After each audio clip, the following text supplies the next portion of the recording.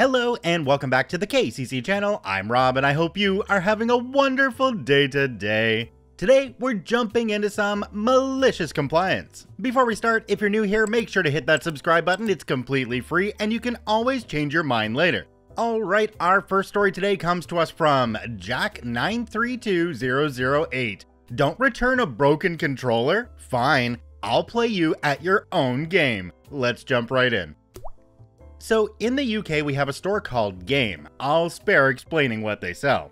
So anyway, I was looking through the secondhand cabinet and found an Xbox Elite controller I liked the look of. I ended up buying it and took it home, about an hour's drive away because I live in the middle of nowhere. Plugged it in, excited to make use of the extra features of my new controller, only to find the A button was mushed in and wouldn't register any input. Clearly broken. As soon as you tried to press it, it didn't click. Annoyed that nobody had checked this before putting it on sale, I traveled back the next day to return it for a working controller. I handed over the controller in the case it came with and explained the situation. Have you got the charging cable? This is where I messed up. I left the micro USB cable plugged into my PC. No, very sorry, left it at home, but you can clearly tell this button is not clicking and is broken. Cashier struggled to hide his grin and proceeded to tell me there was no way of testing the controller to see if it was faulty without the cable. Surely there's a micro USB cable lying around you can use. I still can't return it without the cable. This I get, but I'm asking for a simple swap like for like. Don't need the accessories, just the controller. He was getting a mad control ego trip over condescendingly explaining the technicalities of store policy. Annoyed with the fact it was going to be another 2-hour round trip, I left with my tail between my legs, passing that same second-hand cabinet on my way out. That's when the light bulb moment hit. I looked at the Elite controller they had put in the cabinet to replace the one I bought the previous day, and looked back at old Smuggins back at the checkout, who was just elated he had won. Or so he thought. I walked confidently back to the checkout, waited in line, and got to the smirking cashier, who now had a confused, slightly worried look on his face. I'd like to buy one Xbox Elite controller from your second-hand cabinet, please, I said in my most polite voice, as if it was the first time meeting. Cashier looked at me like I'd just asked him for his grandma's ashes. He tilted his head, puzzled, and went and fetched it for me. I paid for my controller, cable and all, and marched out of the store. A little cable swap later and I walked immediately back into the store. This is where cashier and I locked eye contact from across the store, his face even more puzzled than before. I got to the front of the line and was served by the manager as cashier was busy with another customer. I bought this controller off you yesterday, and as you can see, the A button is smashed in and broken. This is where the penny dropped for cashier and he figured out what I was up to. After handling the controller, the manager confirmed that, yes it is. Very sorry about that, sir. We'll get that refunded for you, no problem. Do you have all the accessories it came with? Me locking eyes with cashier at the adjacent checkout, who was clearly listening and trying to involve himself in the transaction. As a matter of fact, I do, charging cable and all. At this point, cashier was spitting feathers trying to interject and exclaim I had just swapped out the cable 30 seconds prior, but was too busy with a customer who was asking questions about something. Do you want the money going back onto the card that paid initially? Yes, please, but don't you need to check to see if it's faulty by plugging it in first? Still holding eye contact with cashier. No, that's not necessary. The A button is clearly broken. As cashier got redder in the face, my grin widened until I looked like a Cheshire cat. I thanked the manager for his help and gave a nod to cashier and left with my head held high and my new working controller. To some, this isn't anything to write home about, but for me, it was extremely satisfying to see cashier's face at the end of the ordeal. Jumping down to the comment section on this one, we have one from a user called Otherwise Problem 71. It says, for all it's worth, I was a key holder, but not a manager even though I worked the same hours as the manager. Not his fault, corporate sucks. But not a manager at GameStop. If we needed the cord that was missing from a return or trade, we would just charge for a cord. If we had a used one, we'd use that, but if not, it would be a new one off the wall. If we were completely out of stock, luckily there was a Target next door. But other than that, our hands were tied, because we did need to keep a cord with the controller. The The cashier probably had options and was just being a douche. This comment is absolutely spot on, and I think we can all agree that in this post where OP used C for cashier, cashier might not have been the only thing they meant C to represent. I just completely don't understand why cashier would have done this, because obviously when the manager handled the transaction, it was done quickly and easily without any struggle for OP. I guess sometimes people just enjoy being a dick. This next story comes to us from nopanicprepper. Landlord tried to exploit me for free labor. Let's jump right in. I am renting a little house out past the suburbs of the city I am currently working in. It is a little old and the appliances are a bit dated, but it was much cheaper than a 2-bedroom apartment downtown, and I move around every couple of years for work. My landlord lives out of state and doesn't have anyone local, so for the past year and a half, I haven't talked to anyone. Just pay my rent on time and keep doing my thing. About 4 months ago, plumbing issues started popping up and 2 major appliances decided to give up the ghost. I notified my landlord via email and written letter. I rent a lot and have learned to abide by the exact wording in a lease. After several follow-up emails and phone calls, a local handyman showed up to look at everything and provide a quote.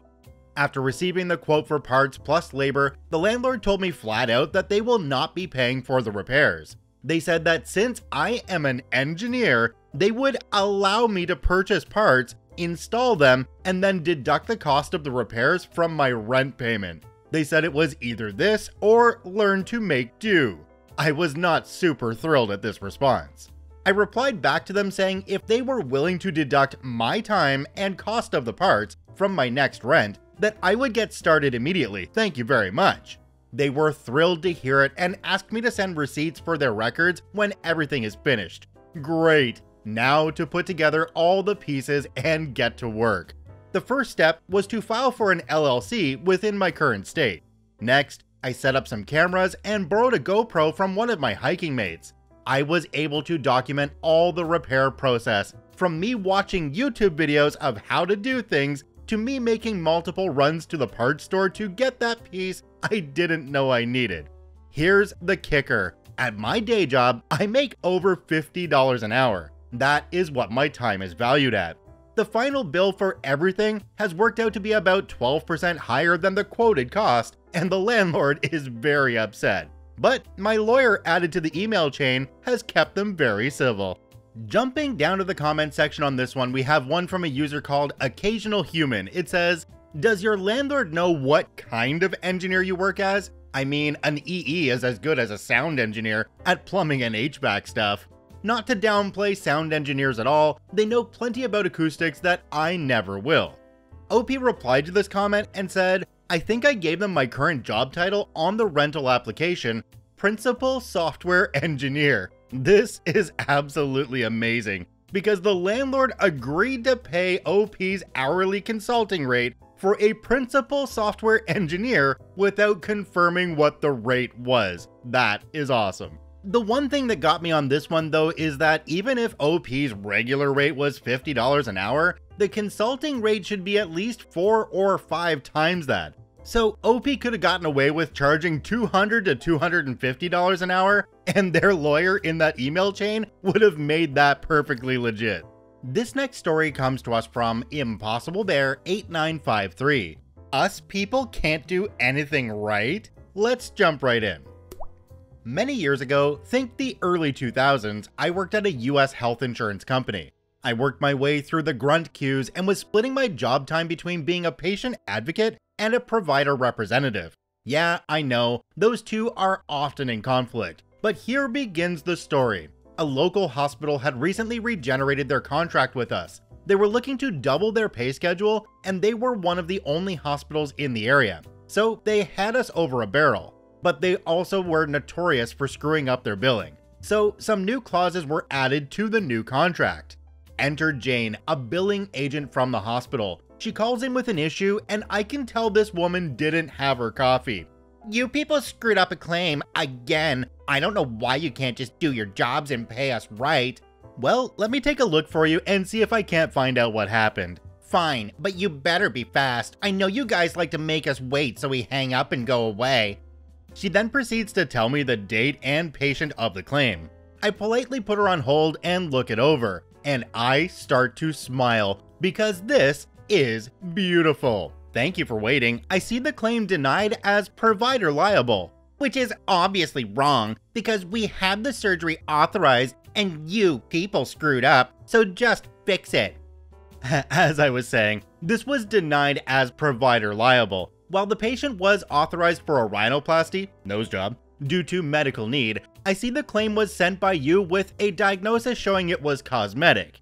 Well, obviously it isn't, so just click your buttons and change that to the right one. I'm sorry, it's considered fraud for me or anyone here to alter the diagnosis you submitted. Also, you billed us on the same claim form for a breast augmentation, liposuction, and facelift, all with the same cosmetic indicators. Then I'll just resubmit it with a medical code, and it will deny as a duplicate. Then I'll pull it back and send a new one in. You can feel free to do that, but please be advised that a copy of this claim and your call notation will be sent to the approval team. Also, please review your new contract for billing guidelines. And just what is that supposed to mean?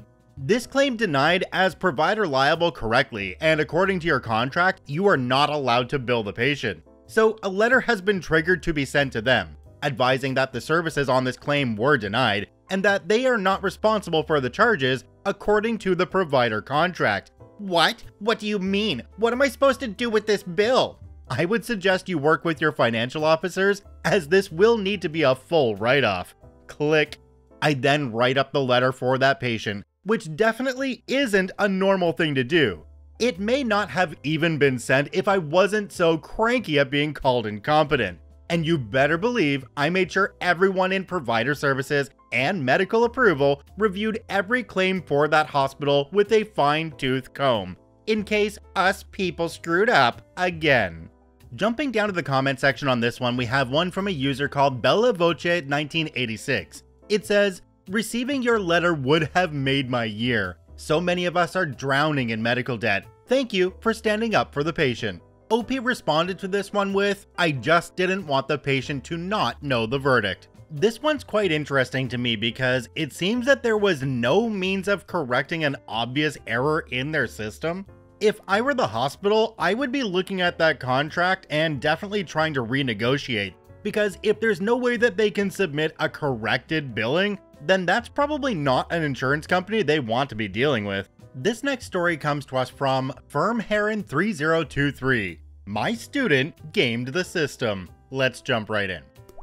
This originally started as a response to a different post, but required so much explanation, I figured it deserved a post of its own. Once upon a time, I taught at a private high school in Japan that was attached to a well-regarded university. It wasn't the JET program, but similar setup in that native speakers were brought in to teach English conversation, listening and speaking, while Japanese teachers taught English grammar and writing. For those who don't know, many Japanese don't speak much English, but the way it is typically taught, mostly for university entrance exams, most Japanese can read and write English much better than they can speak or listen to it. So one day I get a new student and he immediately introduces himself in fluent American teenager, aka English. He'd spent several years in the US and his family sent him back to Japan to improve his Japanese and prepare him for university entrance exams. He was a cool kid, and I enjoyed talking to him about music, television, and cultural things. I also excused him from most activities in my class since they were below his level, and I let him read his books in English while I worked with other students, and he often jumped in as an assistant, helping his classmates alongside me. I also turned a deaf ear to when he taught his classmates dirty words, because that's important information, even if it isn't appropriate for me to teach them. One time, I was trying to correct the pronunciation of the word election, as there was an election at the time.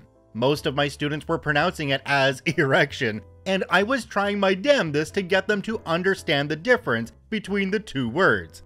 This student finally jumped in and explained in Japanese what an erection was, and after a very good laugh, their pronunciation improved. Whatever works, man. But I digress, everything's great, and we had no issues. I truly enjoyed having him in the class. One day, he came in very happy and told me how he finally got out of his Japanese English class. Like I mentioned earlier, students also take English with a Japanese teacher in grammar, reading, and writing. And let me tell you, I fully believe many Japanese have a much better understanding of English grammar than native speakers. Typically, we know when something's wrong, but can't explain why.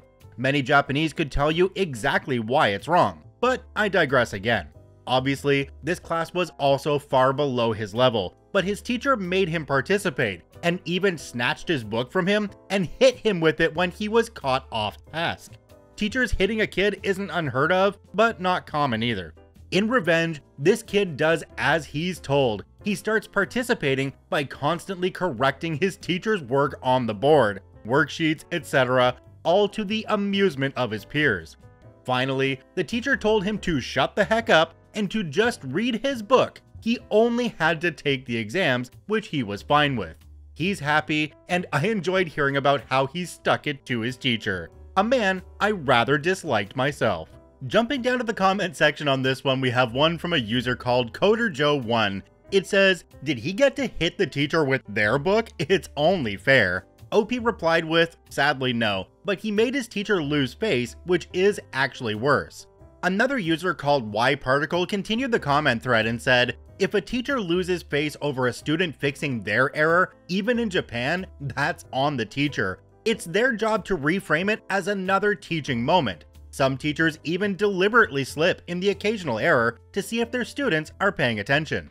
Haha, yeah. Isn't that where the teacher is supposed to go? Oh, it was a typo, not a mistake. And now going back to the difference between erections and elections, is there really a difference? Because in my experience, they're both about dicks. Check out all 4 OPs linked in the description down below. I thank you for watching. I hope you have a wonderful day, and we'll see you tomorrow.